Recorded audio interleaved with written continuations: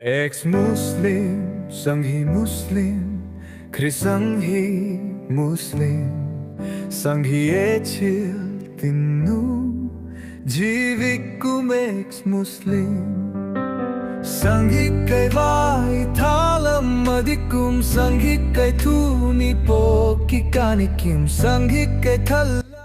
നമ്മുടെ ആരിഫ് ഖാൻ്റെ ഒരു ഇത് കണ്ടെന്ന് ഒരു ലൈവാണ് ന്യൂനപക്ഷം എന്ന ഭീകരത. ഞാനും ആലോചിച്ചു എന്താ ഇപ്പോൾ ഇത് ഈ ന്യൂനപക്ഷം എന്ന ഭീകരത എന്നും പറഞ്ഞ അപ്പുറത്തുള്ളത് ഭൂരിപക്ഷം തീരുമാനിക്കും. നമ്മുടെ നാട്ടിലെ കാര്യങ്ങൾ ന്യൂനപക്ഷം എവിടെയെങ്കിലും ഭൂരിപക്ഷമായിട്ടുണ്ടെങ്കിൽ അവരാണ് കാര്യങ്ങൾ തീരുമാനിക്കുക. അതെങ്ങനെ നടക്കും? അങ്ങനെയാണെങ്കിൽ ഈ നാട്ടിൽ ഭൂരിപക്ഷത്തിലിരിക്കുന്ന നമ്മുടെ ഹിന്ദുക്കളാണോ ഇവിടുത്തെ കാര്യങ്ങളൊക്കെ തീരുമാനിക്കുക? ഇതൊരു ജനാധിപത്യ രാജ്യമല്ലേ എന്നൊക്കെ പുള്ളി ചോദിച്ചത്. അപ്പം പുള്ളി ഭയങ്കരമായിട്ടുള്ള 1-2 എക്സാമ്പിൾ നമ്മുടെ കശ്മീരിൽ നിന്ന് ഇവിടെ കൊണ്ടുവന്ന് ഇട്ടിട്ടുണ്ട്. അപ്പോൾ നമുക്ക് അതൊന്ന് കേട്ടിട്ട് വരാം. സംഭവ രസാട്ടോ, കേക്ക്. അടുത്ത സെൻറ്റൻസ് ആണ്, Kashmir is a Muslim majority region. അതിനെന്താണ്? മുസ്ലിം മെജോറിറ്റി റീജിയൻ ആയിക്കഴിഞ്ഞാൽ പിന്നെ മുസ്ലിങ്ങൾ പറയുന്നത് മാത്രമേ നടക്കാൻ പാടുള്ളൂ എന്നാണോ നിങ്ങൾ പറഞ്ഞു വെക്കുന്നത്? അപ്പോൾ ഒരു പ്രശ്നം ഉണ്ടല്ലോ സാറേ, അതിനൊരു കുഴപ്പമുണ്ടല്ലോ സാറേ, ഇതല്ലേ നമ്മൾ പറഞ്ഞു വെക്കുന്നത്. അപ്പോൾ ഒന്നാമത്തെ കാര്യം നമ്മളവിടെ പറഞ്ഞ് അവസാനിപ്പിച്ചു. ഈ ഞങ്ങൾക്ക് വിഷമാവും, ഞങ്ങളുടെ വികാരം വ്രണപ്പെടും എന്നുള്ളതാണ് ഒന്നാമത്തെ ഒരു പ്രശ്നം.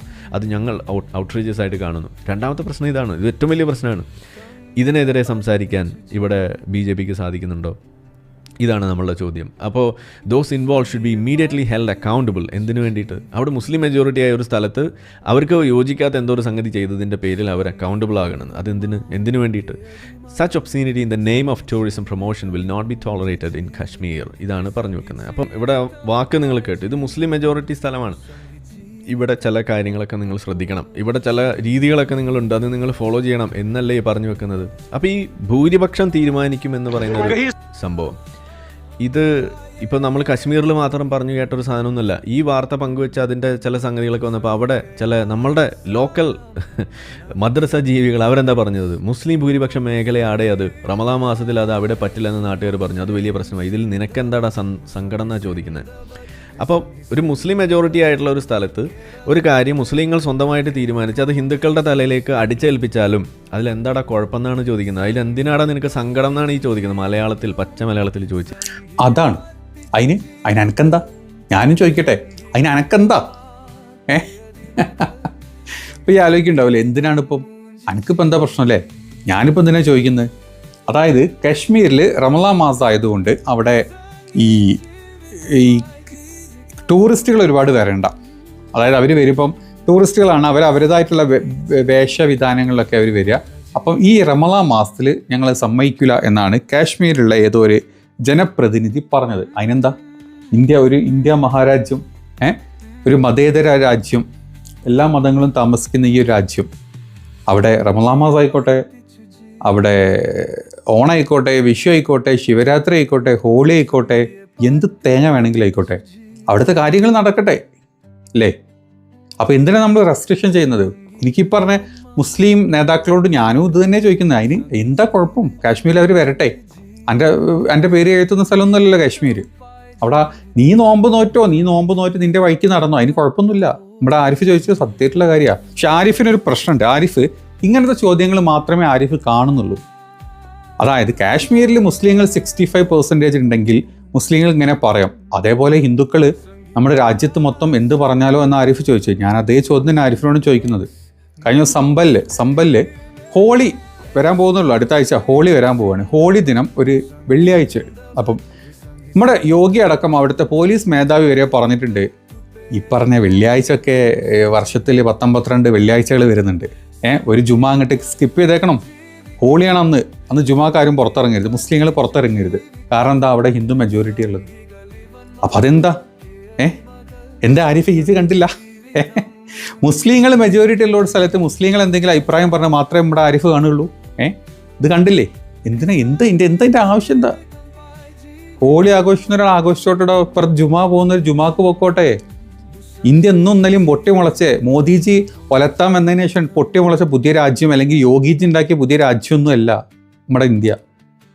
സ്വാതന്ത്ര്യം കിട്ടിയിട്ടായി 10-75 കൊല്ലം, അതിൻ്റെ മേലായി. അന്നൊന്നും ഇല്ലാത്ത എന്താ അതിൻ്റെയൊക്കെ ആവശ്യം? ഈ പറഞ്ഞ മുസ്ലിങ്ങളോട് ഞാൻ ചോദിക്കട്ടെ, പണ്ടൊക്കെ റംസാൻ അവിടെ ഇല്ലായിരുന്നോ? പണ്ട് വിദേശികൾ വരാറുണ്ടായിരുന്നില്ലേ? നിങ്ങൾക്ക് വല്ല കുഴപ്പമുണ്ടായിരുന്നോ? അതേപോലെ തന്നെ യോഗിനോട് ചോദിച്ചോട്ടെ, എൻ്റെ ആദ്യമായിട്ടാണോ ഹോളി നടക്കുന്നത് സമ്പല്? ജുമ പണ്ടൊക്കെ ഉണ്ടായിരുന്നില്ലേ? ജുമ അവിടെ നടക്കട്ടെ, ഹോളി ഇവിടെ നടക്കട്ടോ. നീയൊക്കെ ഈ വിഷം മനുഷ്യന്മാരുടെ ഉള്ളിൽ കുത്തി കയറ്റിട്ടാണ് ഈ ചിന്തകളൊക്കെ ഉണ്ടാക്കുന്നത്. എന്താ അതിൻ്റെയൊക്കെ ആവശ്യം? അതിൻ്റെ ഇടയ്ക്ക് ചൂട്ട് കെട്ടാൻ വേണ്ടിയിട്ട് ഈ തിരികെത്തി മറ്റേത് കത്തിക്കാൻ വേണ്ടിയിട്ട് ഇവനെ പോലത്തെ പല മുസ്ലിങ്ങളും പുറത്തോട്ടും വരും. അവൻ ഒരു മതത്തിൽ നടക്കുന്ന അങ്ങനത്തെ കാര്യങ്ങൾ മാത്രമേ കാണുള്ളൂ. മറ്റ് മതങ്ങളിൽ നടക്കുന്ന ഒരു മണ്ണാങ്കട്ടി അവൻ കാണൂല. അതാണ് അവൻ്റെ പ്രശ്നം.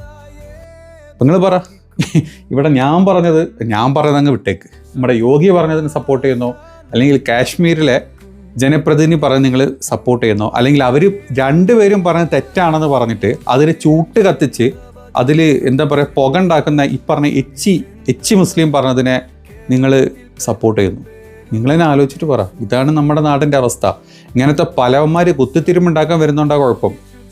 അതിൻ്റെ കൂട്ടത്തിൽ പല രാഷ്ട്രീയ നേതാക്കൾ, അത് മുസ്ലിം ആയിക്കോട്ടെ, ഹിന്ദു ആയിക്കോട്ടെ, ക്രിസ്ത്യൻ ആയിക്കോട്ടെ, അവന്മാരുമായിരുത്തി ചൂട്ടും കട്ടിച്ച് വരും. പീസിനെ പോലത്തെ ഇത്രയും കാലം ഇൻ്റർ കാസ്റ്റ് മാരേജും എല്ലാ നാട്ടിലുണ്ടായിരുന്നു. ഇവൻ ഇപ്പോഴാണ് തളപ്പങ്ങോട്ട് കയറിയത്.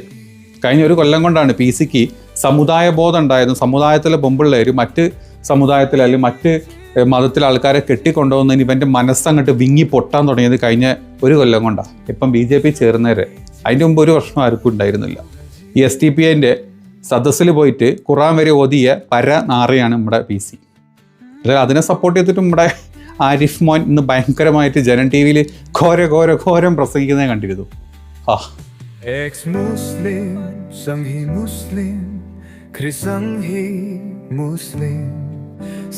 ഇതാണ് ഇതിൻ്റെ സത്യാവസ്ഥ. വെറുതെ ഒരാവശ്യമില്ലാണ്ട് ഈ നാട്ടിലെ സാധാരണ ജനങ്ങളുണ്ടല്ലോ, ഹിന്ദു, മുസ്ലിം, ക്രിസ്ത്യൻ, ഇവന്മാരുടെ ഇടയിൽ ഇല്ലാത്ത കുത്തിത്തിരിപ്പുണ്ടാക്കാൻ ഇതുപോലത്തെ 4 എണ്ണത്തിനെ പെറ്റിട്ട് കൊടുത്തല്ലോ തമ്പുരാനെ. എന്തിൻ്റെ ആവശ്യത്തിലായിരുന്നു? എന്തിനു വേണ്ടിയിട്ടായിരുന്നു? അങ്ങോട്ട് പുറത്തേക്ക് തള്ളിക്കളഞ്ഞിരുന്നെങ്കിൽ ഇതിപ്പോൾ ഇവിടെ ഉണ്ടാവുമായിരുന്നു.